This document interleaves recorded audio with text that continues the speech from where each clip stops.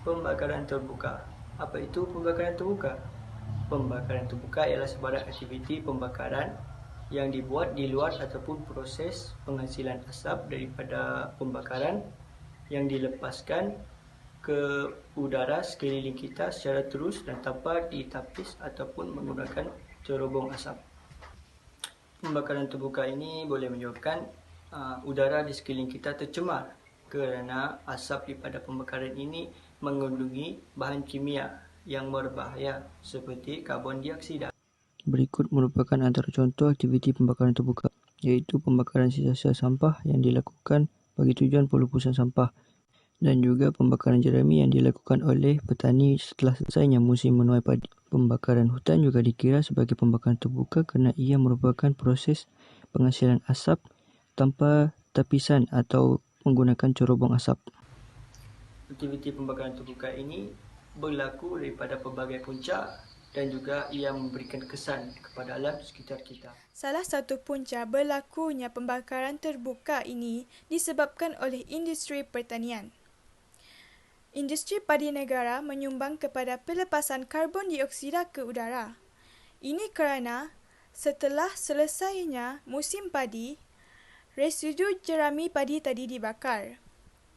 Selain itu, beberapa syarikat juga menggunakan pembakaran terbuka ini untuk membersihkan ladang mereka. Mereka menggunakan kaedah ini kerana ia sangat mudah, murah dan cepat dan ia juga merupakan tradisi kepada mereka sejak dulu lagi.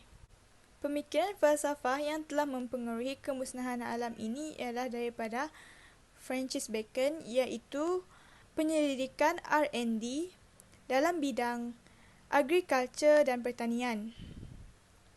Penyelidikan ini berkaitan dengan penghasilan makanan daripada tanaman yang menghasilkan makanan berkhasiat tinggi. Dalam video saya pula, saya akan menjelaskan pembakaran terbuka berlaku disebabkan oleh pembalakan.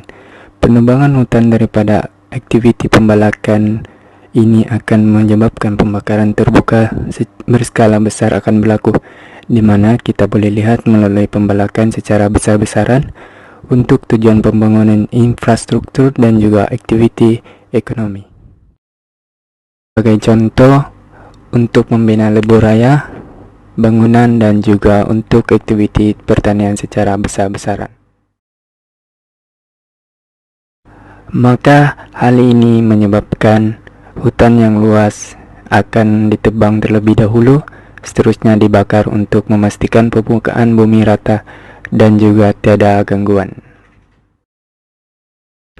Udara juga akan menjadi kering dan cuaca menjadi panas akibat hutan tidak lagi berfungsi untuk menyederhanakan suhu. Kesannya, daun atau pokok yang telah kering mudah terbakar dan menyebabkan pembakaran terbuka berlaku.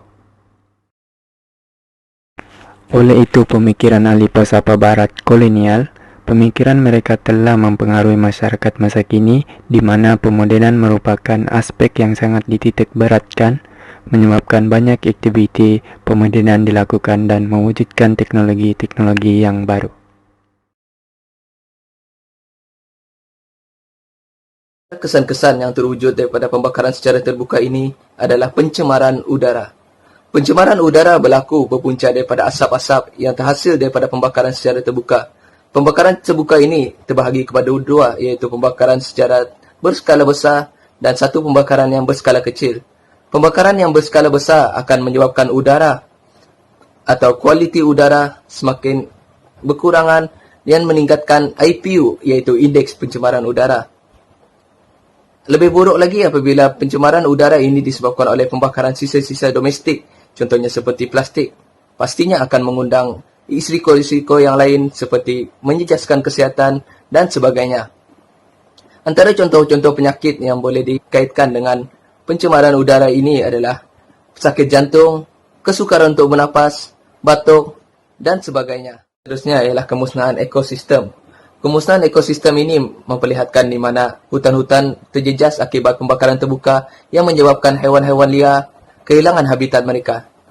2 tahun belakangan ini, negara-negara jiran contohnya melakukan pembakaran secara terbuka yang menyebabkan banyak haiwan-haiwan terbunuh dan kerakusan manusia mengejar moderniti.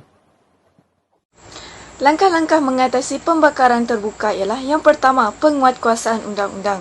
Pengharaman pembakaran terbuka di dalam negeri boleh memberhentikan kegiatan pembakaran bagi menambah kepada masalah pencemaran udara terutamanya bagi kawasan-kawasan setempat berlakunya kebakaran. Penguasaan undang-undang tersebut akan menunjukkan bahawa kerajaan mengambil berat terhadap masalah pencemaran yang dihadapi. Ini adalah bukti kerajaan mengambil berat tentang isu pembakaran terbuka dengan melaksanakan saman ke atas individu yang tidak bertanggungjawab ke atas isu pembakaran terbuka. Langkah yang kedua ialah meningkatkan program komunikasi, pendidikan dan kesedaran awam serta penyertaan komuniti. Jabatan Alam Sekitar ataupun JAS memantau status kualiti udara semasa melalui 65 stesen automatik serta status cuaca semasa dan ramalan cuaca oleh Met Malaysia.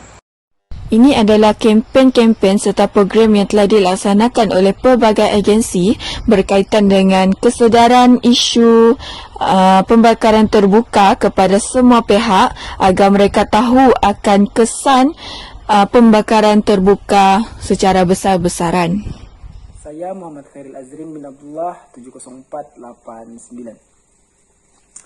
Anthropocentric adalah mendahulukan kepentingan manusia di atas kepentingan apapun. Dalam hal ini, alam hanya dieksploitasi demi memenuhi kesejahteraan manusia. Ini yang terjadi pada zaman modernisasi kini. Pembangunan dan kemajuan terus dikecapi, namun cetek terhadap kesedaran pentingnya alam sekitar.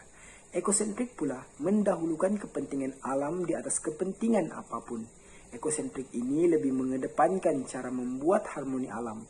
Ia adalah konsep utama dalam bidang etika alam sekitar dan falsafah alam sekitar, di mana ia sering dianggap sebagai puncak utama masalah yang dicipta oleh interaksi manusia dengan alam sekitar. Jadi, alam dilihat sebagai sesuatu yang natural, tidak bernyawa dan tidak mempunyai aspek-aspek pesona. Aspek-aspek kesakitan yang begitu romantik dan nostalgic sekali, seperti yang difikirkan dan ditanggapi oleh masyarakat primitif dan tradisional. Alam dilihat sebagai sesuatu yang bersifat mekanikal dan fisikal semata-mata, tidak mempunyai roh, cuma jasad. Segala keindahan alam ini tidak lagi diberi apresiasi yang sewajarnya. Sebaliknya, alam dilihat cuma sebagai salah satu sumber atau resources untuk dieksploitasi oleh manusia bagi memenuhi kepentingan ekonominya. Perkara negatif ini kian runcing dan membimbangkan ekoran keadaan simfoni alam global yang kian larat. Dalam ajaran agama juga menyeru untuk menjaga alam sekitar. Surah Ar-Rum ayat 41. Telah berlaku kerosakan di muka bumi kesan daripada perbuatan manusia. Demikian supaya Allah merasakan kepada mereka terhadap kerosakan yang mereka lakukan. Semoga mereka kembali bertaubat. Ayat ini menerangkan tentang tindakan yang perlu dilakukan oleh manusia untuk menjaga alam sekitar, yaitu bertaubat kepada Allah Subhanahu wa taala dan menjalankan kerja-kerja pemulihan dan pemeliharaan bagi menjamin alam sekitar yang sihat dan akhirnya memberi manfaat kepada semua manusia.